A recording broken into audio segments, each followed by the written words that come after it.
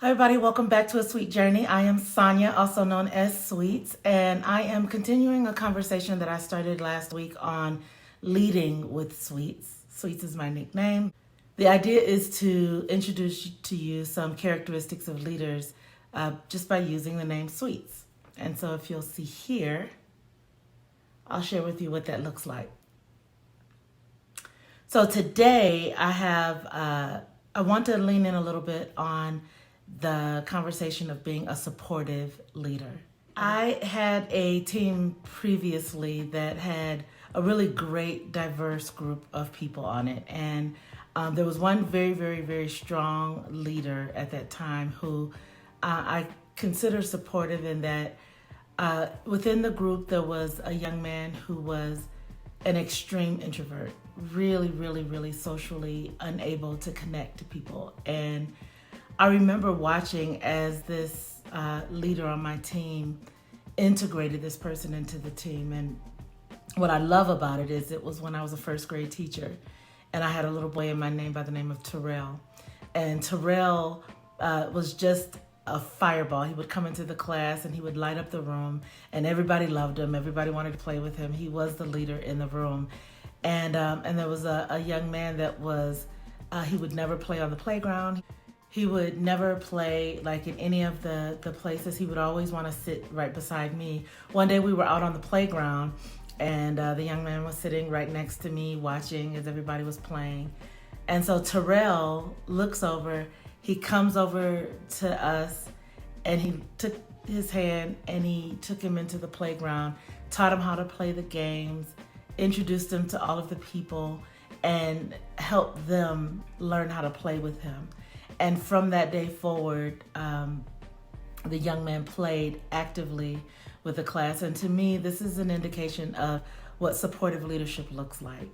And I love that it came from a little kid in the first grade. He was extraordinary. And so there's some things that I want to glean from that. And additionally, I found a book that I think you all would be interested in.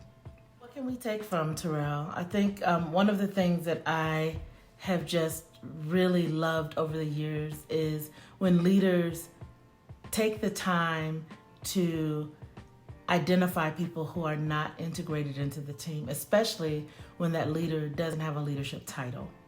And so they're just a part of the team and they look over and they see a need and they meet it.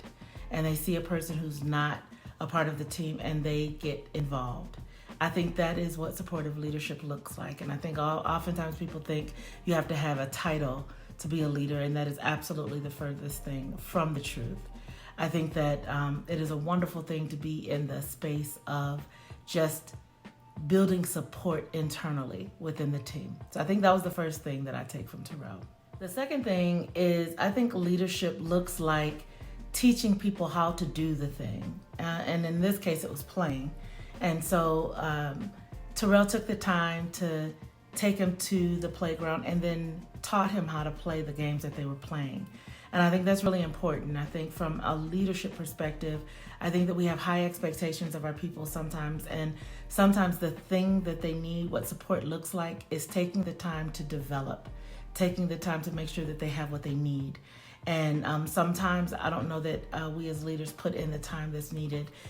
People have requirements of different things, and we have to make sure that we lean in and become the support that is needed for our people. So I think the second thing is just teaching and developing people to do the skill or the work or the task that we're asking them to do, and not just being upset that they can't do it. The last thing in this scenario, just with Terrell, that I want to pull out is the idea that Terrell then integrated him into the team.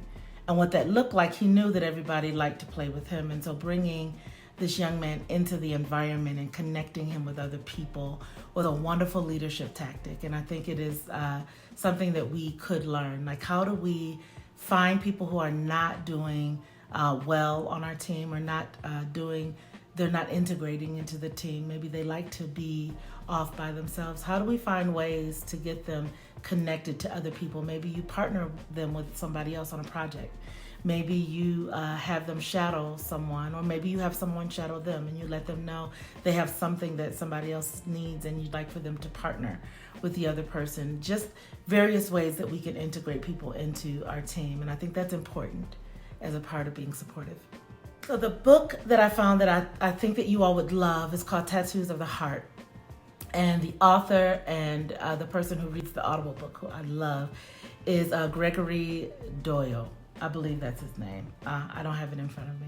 I will correct it here if it's not right. But this book is about a Jesuit priest who actually does ministry specifically to gang members. And he has a business, he has a company that specifically focuses on rehabilitation. And I love it. It is the perfect picture of what supportive leadership looks like. If you imagine, like, our work environments are nothing like his. His had rival gang members working together and sometimes having to break up fights. His had having to teach people how to have interpersonal skills, things like that. And it is Gregory Boyle. I'm gonna put that image here. So just having the ability to look at people with like full of tattoos who are potentially like cursing at you and having very strong behaviors coming towards you, and couching yourself inside of, this person is behaving this way because of something, and I'm going to love them. I'm just gonna express care toward them.